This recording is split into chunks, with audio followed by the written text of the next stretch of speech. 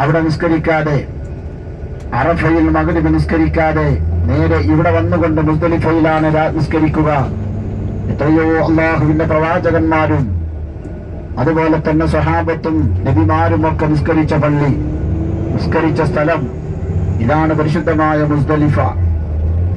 കാരണം അറഫയിൽ നിന്ന് മഗ്രിബ് നിസ്കരിക്കാതെയാണ് ഹാജിമാർ വരിക. അവർക്ക് ഹജ്ജ് ലഭിക്കുള്ളൂ. കണ്ടോ, എവിടെയാണ് കെട്ടിടങ്ങൾ? എന്താ ഒരു രാവ് തങ്ങണമെങ്കിൽ അത് ഹജ്ജിന്റെ ഭാഗമാണ്, എന്നാലേ അവന് ഹജ്ജ് ലഭിക്കുള്ളൂ. എന്താ കല്ല് കണ്ട കിടക്കുന്ന 70 കല്ലുകളാണ് ശേഖരിക്കുക. 70 കല്ലുകൾ ശേഖരിച്ച് മുസ്ദലിഫയിൽ നിന്ന് രാവിലെ സുബഹി നിസ്കാരവും കഴിഞ്ഞാണ് അവർ മുസ്ദലിഫയോട് വിട പറയുക.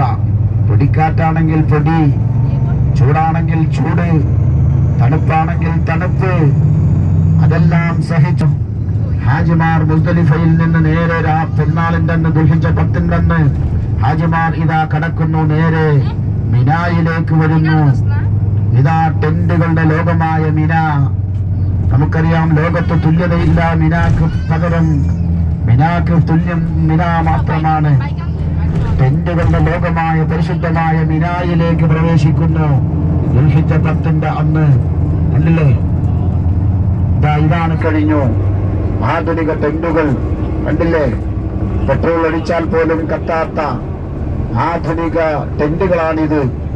ശീതീകരിച്ച റൂമുകളാണ്, എല്ലാ സൗകര്യങ്ങളുമുള്ള ടെന്റുകൾ. എന്നാൽ ഇതൊന്നും മിനായിൽപ്പെട്ട സ്ഥലങ്ങളല്ല. ഇതൊക്കെ ന്യൂ മിന എന്ന പേരിൽ ചെറിയ പാക്കേജുകാർക്ക് കൊടുക്കുന്നതാണ്. നമുക്കറിയാം, മിന കുറച്ചപ്പുറത്ത് ഈ റെയിൽവേ സ്റ്റേഷൻ, മിനായിലെ 1ാമത്തെ റെയിൽവേ സ്റ്റേഷൻ കണ്ടില്ലേ? മിനായിലാകെ 3 റെയിൽവേ സ്റ്റേഷനാണ് ഉള്ളത്. 1ാമത്തെ റെയിൽവേ സ്റ്റേഷൻ കണ്ടില്ലേ? Metro railway station. ഈ റെയിൽവേ സ്റ്റേഷന്റെ തൊട്ടടുത്ത് നമുക്ക് കാണാൻ കഴിയും ഒരു ഒഴിച്ചിട്ട സ്ഥലം. ആ സ്ഥലമാണ് വാദി മുഅസ്സർ, അല്ലാഹുവിന്റെ അദാബിറങ്ങിയ സ്ഥലം. ഖുർആൻ പറഞ്ഞില്ലേ, അലം തറ കൈഫ ഫഅല റബ്ബുക ബിഅസ്ഹാബിൽ ഫീൽ അലം യജ്അൽ കൈദഹും ഫീ തദ്ലീലിൻ വഅർസല അലൈഹിം തൈറൻ അബാബീല തർമീഹിം ബിഹിജാറത്തിൻ മിൻ സിജീൽ വജഅലഹും കഅസ്ഫിൻ മഅകൂൽ. ആ സൂറത്ത് മുഴുവൻ അതിനെക്കുറിച്ചാണ് പറയുന്നത്. കണ്ടോ, ചെറിയ പിന്നെ പക്ഷികളിലൂടെ, പ്രാണികളിലൂടെയാണ് അല്ലാഹു തആല, അബാബീൽ എന്ന പക്ഷികളെ വിട്ടുകൊണ്ടാണ് അല്ലാഹു തആല. നോക്കൂ നിങ്ങൾ, ഈ സ്ഥലം ഇപ്പോഴും എടുപ്പിൽ ഒഴിച്ചിട്ട് കഥ. ഈ സ്ഥലം തന്നെ കണ്ടില്ലേ? ഈ മണ്ണ് കൊണ്ടിട്ട സ്ഥലം കണ്ടോ?